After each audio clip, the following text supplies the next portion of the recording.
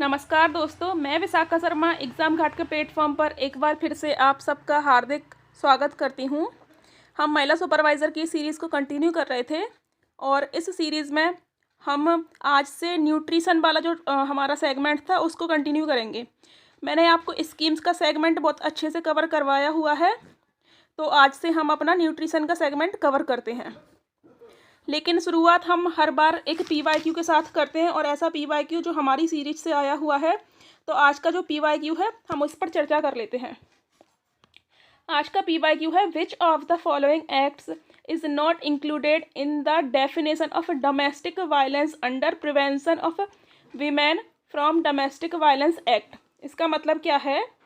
घरेलू हिंसा से महिला संरक्षण अधिनियम 2005 के अंतर्गत निम्न में से कौन सा क्रिया घरेलू हिंसा की व्याख्या नहीं करता है? यहाँ पर चार ऑप्शंस दिए गए हैं। चारों ऑप्शंस दिए हुए हैं। ऑप्शन नंबर 1, बच्चा न होने के कारण अपमानित करना, अर्थात insulting her for not having a child. Option number 2 है, दहेज के लिए जबरदस्ती करने पर उसके रिश्तेदारों को हानि पहुंचाना, अर्थात harming her relatives to coerce her to pay for dowry. Third option है, शारीरिक पीड़ा पहुंचाने का बार बार धमकी देना, repeated threats to physical pain. और लास्ट ऑप्शन है, इनमें से कोई नहीं, नन ऑफ दीज। तो इनमें से कौन सा ऑप्शन सही है, अर्थात इनमें से कौन सा ऐसा ऑप्शन है जो घरेलू हिंसा अधिनियम की व्याख्या नहीं करता है? तो इसका जो करेक्ट आंसर है, इनमें से कोई नहीं, क्योंकि ये जो तीनों ऐसे कार्य हैं जिनसे घरेलू हिंसा होने का पता लगता है, अर्थात ये तीनों ऐसे कार्य हैं जिनसे घरेलू हिंसा अधिनियम मतलब इम्प्लाइज हो सकता है। ठीक है, इसके बाद हम आगे जो हमारा आज का जो लेक्चर है उसको कंटिन्यू करते हैं। इसके पहले मैं आपको बता देना चाहूँगी कि ये जो एक्ट है ये मैंने कवर किया है पिछली सीरीज़ में। ये जो डोमेस्टिक वायलेंस एक्ट है वो 2005 का है और जो इम्प्लाइज हुआ है वो 2006 से हुआ है। 2006 में अभी जो डेट थी वो थी 26 अक्टूबर। आपको ये डेट याद रखना है, 26 अक्टूबर 2006। इस डेट से ये अधिनियम लागू हुआ है। और ऊपर एक बार ये भी देख लेते हैं कि इस अधिनियम में 5 चैप्टर हैं और 37 सेक्शंस हैं। ठीक है, 5 चैप्टर है, 37 सेक्शन है। अगर आप डिटेल में इस एक्ट को पढ़ना चाहते हैं तो आप प्रीवियस जो भी लेक्चर्स हैं मेरे, उनमें जा करके इस चैनल पर देख सकते हैं। इसके बाद हम आज का जो लेक्चर है उसको स्टार्ट करते हैं। आज हम न्यूट्रिशन वाला चैप्टर स्टार्ट करने वाले हैं। इस चैप्टर में मतलब पार्ट ए में अगर मैं बोलूँ कि पार्ट फर्स्ट में 4 जो सेगमेंट में पूरा सिलेबस है उसके फर्स्ट पार्ट में आज हम अपने कुपोषण वाले टॉपिक को कवर करेंगे। तो सबसे पहले कुपोषण को क्लियर करने से पहले ये इंपॉर्टेंट होता है कि कुपोषण है क्या। तो WHO के अनुसार ऊर्जा और पोषक तत्वों के ग्रहण में कमी, अधिकता या असंतुलन, मतलब कि जो भी हम न्यूट्रिएंट्स लेते हैं उन न्यूट्रिएंट्स को इनटेक करने में या तो कमी हो या अधिकता हो या फिर इम्बैलेंस हो वो न्यूट्रिएंट्स, मतलब कि हम खा रहे हैं लेकिन हमें प्रॉपर पता नहीं है कि हम जो चीज़ें खा रहे हैं वो सही खा रहे हैं या गड़बड़ खा रहे हैं। तो ये सारी चीज़ें मतलब ये जो पूरा जो सिनेरियो है उसको ही हम बोलते हैं कुपोषण। मतलब ऊर्जा और पोषक तत्वों के ग्रहण में या तो कमी हो या अधिकता हो या इम्बैलेंस हो, असंतुलन हो। और ये डेफिनेशन किसके अनुसार है तो आपको ये भी याद रखना है, यह है वर्ल्ड हेल्थ ऑर्गेनाइजेशन WHO। ठीक है, इसके बाद हम देखते हैं, हमने डेफिनेशन को अच्छे से कवर किया है, बिल्कुल इसे कंठस्थ करना है, ऊर्जा या पोषक तत्वों के ग्रहण में कमी, अधिकता या असंतुलन। ठीक है, इसके बाद आते हैं इसके कारण क्या हो सकते हैं। आखिर कुपोषण जो भी चल रहा है, हम सुनते हैं मेल न्यूट्रिशन, उसके कॉजेज़ क्या हैं, ठीक है, उसके कारण क्या हैं। तो भारत के संदर्भ में अगर हम बात करें तो गरीबी इसका मेन कारण है। दूसरी चीज़ है जागरूकता का अभाव, अवेयरनेस नहीं है लोगों में, है ना, खा रहे हैं लेकिन प्रॉपर क्या खा रहे हैं क्या नहीं खा रहे हैं उसका अवेयरनेस नहीं है, नॉलेज नहीं है। तीसरी चीज़ अज्ञानता, वही मतलब नॉलेज नहीं है। चौथा एक टर्म मैंने लिखा है यहाँ AAA। अब इस AA टर्म को मैंने मतलब जो 3 बार ए है इसको मैंने आपको फूड सिक्योरिटी एक्ट में पढ़ाया था। जब मैंने फूड सिक्योरिटी एक्ट पढ़ाया था आपको 2013 का, 2013 का खाद्य सुरक्षा अधिनियम, तो उस खाद्य सुरक्षा अधिनियम में मैंने इस AAA को समझाया था। तो इस AAA का मतलब क्या है? सबसे पहले है एक्सेस, अवेलेबिलिटी, और थर्ड एज अगर हम देख लें तो यह है एब्जॉर्प्शन। अगर हम हिंदी में देखें तो पहुँच, पहुँच के भी पहले अगर हम बात करें तो उपलब्धता, उपलब्धता। और जो तीसरा ए है एक और, उसका अर्थ क्या है? एब्जॉर्प्शन, मतलब कि इसको अवशोषण करना, ठीक है, अवशोषण। तो ये अगर इनमें से भी एक भी चीज़ अगर इम्बैलेंस हुई तब भी ये कुपोषण का कारण बन जाती है, ठीक है। इसके बाद हमने कुपोषण देख लिया, इसकी डेफिनेशन देखी है और इसके कॉजेज़ देखे हैं। अब हम देखते हैं कि जो प्रमुख रूप से इसके शिकार हैं, मतलब कुपोषण किन में ज़्यादा हो सकता है। तो सबसे पहले बच्चों में भी किन में? 0 से 5 साल तक के जो भी बच्चे हैं उनमें सबसे ज़्यादा। उसके बाद गर्भवती महिलाएं, उसके बाद स्तनपान कराने वाली महिलाएं, उसके बाद किशोर। अब यहाँ पे किशोर का मतलब बालक और बालिका दोनों से है, ठीक है। अगर मैं बोलूँ किशोर तो आपको 13 टू 19 ईयर या 13 टू 18 भी मेज़र कर सकते हो, अलग अलग बॉडी के हिसाब से अलग अलग किशोर की परिभाषा है। तो किशोर, तो ये मतलब कि ये लोग हैं, बच्चे, गर्भवती महिलाएं, स्तनपान कराने वाली महिलाएं और किशोर, इनको सबसे ज़्यादा कुपोषण का खतरा बना रहता है। इसके बाद हम आगे बढ़ते हैं। अब हमें देखना है कुपोषण के प्रकार। अब कुपोषण के प्रकार देखने के पहले हम एक बार कुपोषण का साइकिल देख लेते हैं, जो मैंने आपको बताया था कि कौन कौन में कुपोषण होने की संभावना बनी रहती है। तो अगर सपोज करो कि कोई महिला है, ठीक है, ये महिला है कैसी? एनीमिया से पीड़ित है, ठीक है। इसमें क्या है? एनीमिया की समस्या है महिला में, एनीमिया। तो अब इसका जो बच्चा होगा वो भी कैसा होगा? उसमें भी जन्मजात एनीमिया की समस्या होगी। अब जो एनीमिया है या एक तरह से अपन बोले ब्लड का डेफिशिएंसी है, प्लस ऐसे बच्चे में क्या होगा कि इस बच्चे में गर्भ से ही क्या होगा? ये अंडरवेट होने की संभावना है, मतलब इसमें कुपोषण की समस्या अधिक बढ़ जाएगी, ठीक है। तो जो कुपोषण का साइकिल है वो माँ से बच्चे में, अब ये बच्चा बड़ा होगा तो ये कुपोषण का ही शिकार रहेगा। फिर ये हो सकता है कि बचपन में इसमें कुपोषण का जो है समस्या उसका निदान न किया जाए तो ये किशोरावस्था में जाएगा, तब भी उसमें कुपोषण की समस्या रह सकती है। और अगर ये बालिका है और अगर इस बालिका का विवाह कर दिया जाता है तो ये कुपोषित गर्भवती बनेगी, उसके बाद कुपोषित माँ बनेगी, उसके बाद उसका जो बच्चा होगा उसकी भी कुपोषण होने की संभावना बनी रहेगी। तो इस तरह से कुपोषण का साइकिल लगातार चलता रहता है। इसलिए जब भी अगर लगे कि किसी महिला में, किसी बच्चे में इस तरह की संभावनाएं हैं तो उसको जल्दी से जल्दी चेकअप कराने के बाद में इस तरह की जो भी समस्याएं हैं इससे निदान किया जाए, ठीक है। अब हम आते हैं कुपोषण के प्रकार के ऊपर। टाइप्स ऑफ मेल न्यूट्रिशन कितने मतलब कैसे कैसे देखेंगे। तो इसमें हमको क्या है, मेनली 2 टाइप से पढ़ना है, एक ओवर न्यूट्रिशन, एक अंडर न्यूट्रिशन। ओवर न्यूट्रिशन का मतलब होता है कि एक लिमिट से ज़्यादा कोई भी व्यक्ति न्यूट्रिशन का इंटेक कर रहा हो, ठीक है, मतलब ज़्यादा न्यूट्रिशन कोई व्यक्ति ले रहा हो अपनी डाइट में, तो उसे बोलेंगे हम ओवर न्यूट्रिशन। अंडर न्यूट्रिशन में क्या है, या तो कमी हो जाए न्यूट्रिशन की, या क्या हो, इम्बैलेंस हो न्यूट्रिशन, तब भी वो अंडर न्यूट्रिशन में आ जाएगा। इसके बाद हम देखते हैं ओवर न्यूट्रिशन के चलते क्या क्या समस्या हो सकती है। तो ओवर वेट की समस्या होगी, ओबेसिटी की समस्या होगी। ओवरवेट ओबेसिटी का फर्स्ट फेज है।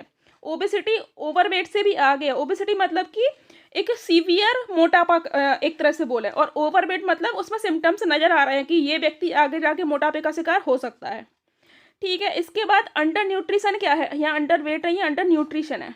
क्या है? Under nutrition. अब जब अंडर न्यूट्रिशन है तो अंडर न्यूट्रिशन के चलते कौन कौन सी चीज़ें देखने को मिल सकती हैं? एक अंडरवेट की समस्या, एक स्टंटिंग की समस्या, एक वेस्टिंग की समस्या, और एक और टाइप मिलता है यहाँ डेफिशिएंसी ऑफ माइक्रोन्यूट्रिएंट्स, मतलब कि जो सूक्ष्म पोषक तत्व होते हैं। माइक्रोन्यूट्रिएंट्स के मीन्स क्या होता है? सूक्ष्म पोषक। तो इन सूक्ष्म पोषक तत्वों की क्या हो सकती है? कमी, ठीक है, डेफिशिएंसी। तो इस तरह से हमने देखा ओवर न्यूट्रिशन के चलते क्या क्या समस्या हो सकती है, ओवरवेट और ओबेसिटी, और अंडर न्यूट्रिशन के चलते क्या हो सकता है? अंडरवेट, स्टंटिंग, वेस्टिंग और डेफिशिएंसी ऑफ माइक्रोन्यूट्रिएंट्स। अब हम एक एक को फर्दर देख लेते हैं अच्छे से। फर्स्ट है अंडरवेट। अंडरवेट जैसे कि है ना, ये टर्म से ही क्लियर हो रहा है कि वेट प्रॉपर नहीं है, वेट से कुछ नीचे है, जो एक स्टैंडर्ड वेट होना चाहिए किसी एज के अकॉर्डिंग, उस एज के अकॉर्डिंग वेट से कोई भी व्यक्ति या कोई बच्चा या कोई महिला कैसा है? लो वेट है उसका, ठीक है। तो लो वेट फॉर एज मतलब कि उम्र के हिसाब से कम वजन, ठीक है। उम्र के हिसाब से कम वजन, उसे क्या बोलेंगे हम? अंडरवेट। इसके बाद एक टर्म आता है स्टंटिंग। स्टंटिंग का मीन्स होता है ठिंगनापन, ठिंगनापन, ठीक है। अगर कोई भी बच्चा अपनी एज के हिसाब से छोटा है, टू शॉर्ट फॉर एज, मतलब एज के हिसाब से छोटा हो जाता है, तो उसको बोलते हैं हम स्टंटिंग का शिकार है, ठीक है। इसमें क्या हो जाता है? कद छोटा रह जाता है बच्चे का उम्र के अकॉर्डिंग। इसके बाद नेक्स्ट क्या है? वेटिंग नहीं है, या वेस्टिंग है, ठीक है, टाइपिंग मिस्टेक है ये, वेस्टिंग। वेस्टिंग में क्या होता है? लो वेट फॉर हाइट, मतलब हाइट बहुत ज़्यादा हो जाएगी, हाइट कैसी हो जाएगी? ज़्यादा, और वेट कैसा हो जाएगा? वेट कैसा हो जाएगा? कम हो जाएगा, ठीक है। इसके बाद जो नेक्स्ट है वो है डेफिशिएंसी ऑफ न्यूट्रिएंट्स, मतलब अलग अलग सूक्ष्म पोषक तत्वों की कमी हो जाएगी। अब यहाँ देखते हैं कि कौन से पोषक तत्व से कौन सी बीमारी होने का खतरा बढ़ता है। तो विटामिन ए के चलते होता है नाइट ब्लाइंडनेस, हो सकते हैं नाइक्टालोपिया, ठीक है, ये किसके चलते हैं? विटामिन ए के चलते। विटामिन बी से क्या हो जाता है? बेरी रोग। विटामिन सी से स्कर्वी रोग हो गया विटामिन सी से। उसके बाद विटामिन डी से क्या है? रिकेट्स, जिसमें क्या है? हड्डियों से रिलेटेड समस्या होती है इसमें, ठीक है। विटामिन ई के चलते लेस फर्टिलिटी, मतलब जो प्रजनन क्षमता हो जाती है वो कम हो जाती है, लेस फर्टिलिटी। इसके बाद विटामिन के से क्या होता है? नॉन क्लॉटिंग ऑफ ब्लड, मतलब कि जो रक्त का थक्का होता है वो नहीं जमता है। क्या? रक्त का थक्का नहीं जमता है विटामिन के की कमी से, याद रखना है, बहुत महत्वपूर्ण है, अक्सर पूछा जाता है। इसके बाद कैल्शियम अगर कम होगा बच्चे में या किसी में भी, तो क्या होगा कि हड्डियां कमज़ोर हो जाएंगी। इसके बाद फॉस्फोरस का भी सेम जो फंक्शन होता है बोन्स एंड टीथ, मतलब हड्डी और दांतों में। इसके बाद आयरन के चलते एनीमिया की समस्या हो जाएगी, और आयोडीन से गॉइटर या घेंगा रोग हो जाएगा। तो इस तरह से हमने जो माइक्रो न्यूट्रिएंट्स हैं उनकी कमी के चलते जो जो समस्याएं हो सकती हैं वो भी यहाँ पर एक बार कवर कर ली हैं। अब जब मैं आपको न्यूट्रिएंट्स डिटेल में पढ़ाऊंगी तो हम और अच्छे से कवर करेंगे। नेक्स्ट हम आते हैं पीई मेल न्यूट्रिशन। अभी मैंने आपको ओवर न्यूट्रिशन और अंडर न्यूट्रिशन करके एक स्पष्ट किया था। अब एक पीई मेल न्यूट्रिशन होता है। पीई मेल न्यूट्रिशन क्या है? प्रोटीन एनर्जी, पी का मीन्स है प्रोटीन, ई फॉर है एनर्जी, तो प्रोटीन एनर्जी मेल न्यूट्रिशन। अब प्रोटीन की डेफिशिएंसी के चलते कौन सा रोग होता है? क्वाशियोरकर। और यहाँ पे ई मतलब एनर्जी होता है, लेकिन ओवरऑल इसे कैलोरी में इंक्लूड कर लेते हैं, तो कैलोरी की डेफिशिएंसी के चलते होता है मरासमस रोग। अब यहाँ पे कैलोरी का मतलब है कार्ब्स, मतलब कार्बोहाइड्रेट, प्लस प्रोटीन और प्लस यहाँ पे फैट्स, तो इन सब की डेफिशिएंसी से जनरली ये रोग होता है, ठीक है। कौन सा? मरासमस रोग। अब हम दो टर्म पढ़ेंगे, सैम और मैम। SAM, सैम मतलब होता है सीवियर एक्यूट मेल न्यूट्रिशन, और मैम मीन्स होता है मीडियम एक्यूट मेल न्यूट्रिशन। अब जब सीवियर हो गई कोई भी चीज़, मतलब बहुत ज़्यादा, तो यहाँ पर क्या होगा कि बच्चे की स्थिति बहुत ख़राब हो जाएगी, ठीक है। यहाँ पे ये कुपोषण में बच्चे की स्थिति बहुत ख़राब हो जाएगी। जनरली हम मध्य प्रदेश में सबसे ज़्यादा कुपोषण देखते हैं, तो मध्य प्रदेश में जो कुपोषण है वो मैम वाला है, मीडियम एक्यूट मेल न्यूट्रिशन है, ना कि सीवियर है, ठीक है। इसके बाद में मैम और सैम, इन दोनों के लिए कुछ पैरामीटर्स बनाए गए हैं, तो हम इन पैरामीटर्स को देख लेते हैं एक बार। यहाँ हम इनके पैरामीटर्स देख लेते हैं। WFH मीन्स होता है वेट फॉर हेल्थ। अब इस वेट फॉर हेल्थ मतलब यहाँ पर एक जेड स्कोर करके एक है ना, यहाँ पे मेजरमेंट चलता है जेड स्कोर। तो जेड स्कोर की जो वैल्यू होती है, Z score weight for height होता है। अगर ये वेट फॉर हाइट यहाँ पे -2 से -3 के बीच लाई करता है, और मुआक का मतलब है मिड अपर आर्म सरकमफ्रेंस, जो बच्चे की जो ऊपरी वहाँ के बीच का जो सरकमफ्रेंस होता है, उसकी जो ऊपरी बाह की परिधि होती है, इसका मेजरमेंट करते हैं। और इसका मेजरमेंट अगर 115 से 125 के बीच है, और उसके लिए वेट फॉर हाइट करके जो जेड स्कोर की वैल्यू है वो -2 से -3 के बीच है, तो उस बच्चे को मैम है, मतलब कि वो बच्चा मीडियम एक्यूट मेल न्यूट्रिशन से ग्रसित है। इसके बाद हम सैम के पैरामीटर्स भी देख लेते हैं। सैम के लिए जो वेट फॉर हाइट करके है वो लेस देन -3 होना चाहिए। मीन्स यहाँ पर जो जीरो स्कोर की जो वैल्यू, सॉरी जेड स्कोर है ना, जेड स्कोर की जो वैल्यू देखी थी हमने, उसके लिए जो स्टैंडर्ड डेविएशन की वैल्यू है वो लेस देन 3 होना चाहिए, -3, ठीक है, लेस देन -3।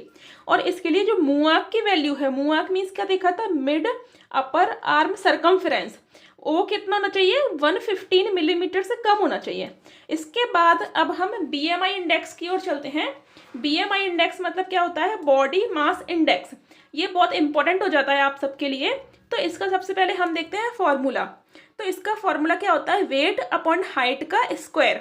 मतलब जो भी हाइट होगी मीटर में, उस हाइट का स्क्वायर जाएगा, ठीक है, उसका डबल मल्टीप्लाई करना पड़ेगा उसी नंबर में। तो इसके लिए क्या होता है, कुछ स्टैंडर्ड वैल्यू है। हेल्थी रेंज बताइए, हेल्थी रेंज क्या बताइए, ये सब सारी जो रेंज है वो WHO के अनुसार है, ठीक है, वर्ल्ड हेल्थ ऑर्गेनाइजेशन जो है उसके हिसाब से। तो इसके लिए हेल्थी रेंज कितनी है, 18.5 से लेकर के 24.9। ये अगर इसके बीच में कहीं पर रेंज रहती है तो वो क्या है, कोई भी पर्सन हेल्दी है। उसके बाद अंडर वेट कितना है, 18.5 से लेस देन, मतलब 18.5 से अगर कम BMI इंडेक्स होगी तो वो व्यक्ति कैसा होगा, अंडर वेट होगा, ठीक है। ओवर वेट के लिए क्या है, 24.9 मीन्स 24.9 से ज़्यादा अगर BMI इंडेक्स आता है तो वो व्यक्ति ओवर वेट है। और इसके बाद क्या है, मोर देन 30 मीन्स 30 से ज़्यादा अगर BMI इंडेक्स है तो वो व्यक्ति यहाँ पर ओबीज मतलब ओबेसिटी की तरफ जाएगा, ठीक है, ओबेसिटी की तरफ जाएगा मीन्स मोटापे की तरफ वो व्यक्ति जाएगा धीरे धीरे। तो इस तरह से हमने BMI इंडेक्स को देखा है। इसके बाद हम आगे कंटिन्यू करते हैं। आगे अब मैंने आपको बताया है national family health survey. National family health survey जो कराया जाता है वो 5वें नंबर का नेशनल फैमिली हेल्थ सर्वे, अभी 5वें नंबर का हम आंकड़े पढ़ रहे हैं। ये मैं नेशनल फैमिली हेल्थ सर्वे एक बार आपको और डिटेल में बता दूंगी। यहाँ पर हमने इसमें एनीमिया के और यहाँ पे मेल न्यूट्रिशन के, इन दोनों के हमने यहाँ पर जो डेटा है उसको लिया है, ठीक है। तो एनीमिया और मेल न्यूट्रिशन का डेटा हम देख लेते हैं। एनीमिया के आंकड़े पहले देखते हैं। यहाँ पे जो 25% पुरुष हैं वो एनीमिया से पीड़ित हैं, मतलब एनीमिया एक तरह से बोलते हैं खून की कमी सामान्य भाषा में। तो 25% पुरुष, 57% महिलाएं, 31.1% किशोर बालक, मतलब 11 से 19 वर्ष तक के बच्चे, ठीक है। यहाँ किशोरी बालिकाएं 59.1%, गर्भवती महिलाएं 52.2% और बच्चे 67%। यहाँ पुरुष के लिए ये जो आंकड़ा है वो है 15 to 49, ठीक है, 15 से 49 तक। और ये है यहाँ पे 11 to 19 किशोर बालक और बालिकाएं। तो ये हम देखते हैं नेशनल फैमिली हेल्थ सर्वे की रिपोर्ट के अनुसार। इसके बाद हम आगे चलते हैं। ये हमने देखे हैं एनीमिया के आंकड़े, इसके साथ साथ में यहाँ पे कुपोषण के आंकड़े भी दिए हैं। तो कुपोषण से रिलेटेड चीज़ें क्या है, स्टंटिंग की प्रॉब्लम है 35.5% में, वेस्टिंग की प्रॉब्लम है 19.3 में, अंडर वेट है, अंडर वेट मतलब क्या होता है, एज के अकॉर्डिंग वेट कम, वेस्टिंग क्या होता है, हाइट के अकॉर्डिंग वेट कम, स्टंटिंग क्या होता है, एज के अकॉर्डिंग हाइट कम, ठीक है। स्टंटिंग मतलब बताया था ठिंगनापन, एज ज़्यादा है लेकिन हाइट कैसी रह गई है, कम है। यहाँ पे वेस्टिंग क्या होता है, लेंथ या अगर मैं बोलूँ हाइट, ठीक है, तो हाइट के अकॉर्डिंग क्या है, वेट यहाँ पे क्या है, कम है, ठीक है, वेट कैसा है, कम है। इसके बाद में अंडर वेट मतलब कि एज के अकॉर्डिंग वेट कम है। इसके बाद ओवर वेट 3% और महिलाओं में कुपोषण की समस्या है 18.7%। तो इस तरह से हमने ये जो आंकड़े हैं वो दोनों को देख लिया है। इसके बाद मैंने लास्ट सेशन में आपसे पूछा था कि जो ट्राइफेड है उसकी स्थापना कब हुई थी। इसके लिए 4 ईयर बताए थे, 85, 89, 87 और 1986। तो इसका जो करेक्ट आंसर है वो 87 है, ठीक है। इसके बाद जो आज का क्वेश्चन ऑफ द डे है उसकी तरफ चलते हैं हम। आज का क्वेश्चन ऑफ द डे है वेस्टिंग क्या है। तो वेस्टिंग का मतलब इनमें से क्या है, उम्र के अनुसार कम वजन। अब यहाँ पर कनेक्ट करना, उम्र और वजन, मतलब उम्र के अनुसार कम वजन, ऊंचाई के अनुसार कम वजन, उम्र के अनुसार कम ऊंचाई, या उम्र के अनुसार कम वजन और कम ऊंचाई दोनों। तो इसमें से आपको कोई भी करेक्ट आंसर बताना है। इसका आंसर आप हमें कमेंट बॉक्स में देंगे। और इस तरह से हम आज की सीरीज को कंप्लीट करते हैं। हम लगातार आप सबसे जुड़े रहेंगे, जल्दी से जल्दी अपना पूरा सिलेबस अच्छे ढंग से कवर करेंगे। इसके बाद MCQ लगाएंगे, प्रीवियस ईयर क्वेश्चंस लगाएंगे, मैराथन से रिवीजन करेंगे। लगातार चैनल से जुड़े रहें, लाइक करें, सब्सक्राइब करें। धन्यवाद।